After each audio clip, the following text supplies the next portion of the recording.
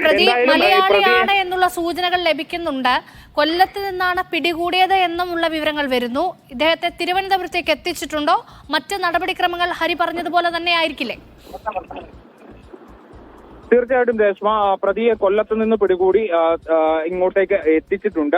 ഇതിനകത്ത് നമുക്ക് പുറത്തു വരുന്ന വിവരങ്ങൾ എന്ന് പറയുന്നത് കുട്ടിയെ ഉപദ്രവിക്കാൻ വേണ്ടി ലക്ഷ്യമിട്ടുകൊണ്ടായിരുന്നു തട്ടിക്കൊണ്ടുപോയത്. ഈ പ്രതി കൊല്ലത്ത് നിന്ന് പിടികൂടിയിട്ടുള്ള ഈ പ്രതി കുട്ടിയെ ഉപദ്രവിക്കാൻ ലക്ഷ്യമിട്ടിരുന്നു. തട്ടിക്കൊണ്ടുപോയത് കുട്ടിയെ ഉപദ്രവിക്കാനുള്ള ലക്ഷ്യത്തോടു കൂടിയിട്ടായിരുന്നു. പക്ഷെ കുട്ടി കരഞ്ഞു ബഹളം വെച്ചപ്പോൾ ആ ശ്രമം ഉപേക്ഷിക്കുകയായിരുന്നു പ്രതി ചെയ്തത് എന്നുള്ളതാണ് ഇപ്പോൾ പോലീസ് പുറത്തുവിട്ടിരിക്കുന്ന ഒരു വിവരം എന്ന് പറയുന്നത്.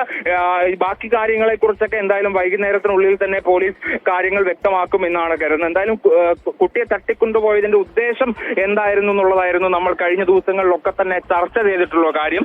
അത് ഏറെക്കുറെ വ്യക്തമായിരിക്കുന്നു. കുട്ടിയെ ഉപദ്രവിക്കാനുള്ള ലക്ഷ്യത്തോടു കൂടിയിട്ടായിരുന്നു. പക്ഷെ കുട്ടി കരഞ്ഞതുകൊണ്ട് ആ ശ്രമം ഉപേക്ഷിച്ചാണ് ആ കുട്ടിയെ ഇപ്പോൾ കഴിഞ്ഞ ദിവസം ബ്രഹ്മോസിന് പുറകിലുള്ള ഓടയിൽ ഉപേക്ഷിച്ചുകൊണ്ട് ഈ പ്രതി കടന്നു കളഞ്ഞത് എന്നുള്ള വിവരമാണ് പുറത്തു വരുന്നത്.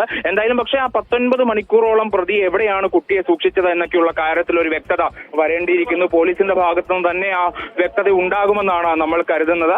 എന്തായാലും അധികം വൈകാതെ തന്നെ കൂടുതൽ വിവരങ്ങൾ പുറത്തു വരേണ്ടതുണ്ട്.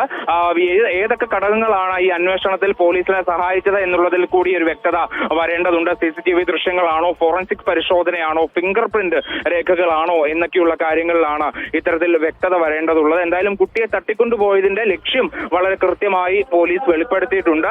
കുട്ടിയെ ഉപദ്രവിക്കുക എന്ന ലക്ഷ്യമായിരുന്നു ഇതിനു പിന്നിൽ എന്ന് തന്നെയാണ് പറയുന്നത്. കുട്ടിയെ ഉപദ്രവിക്കാനുള്ള ശ്രമവും നടന്നിരുന്നു. പക്ഷെ കുട്ടി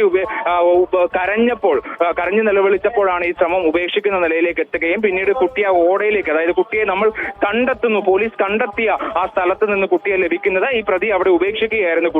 കുട്ടി കരഞ്ഞപ്പോഴാണ് ഉപേക്ഷിച്ചത് എന്നൊക്കെയുള്ള കാര്യങ്ങളാണ് ഇപ്പോൾ പോലീസിൽ നിന്ന് പുറത്തു വരുന്നത്. രേഷ്മ, ശരി, വളരെ നിർണായകമായ വിവരങ്ങളാണ് ഇപ്പോൾ ലഭിക്കുന്നത്.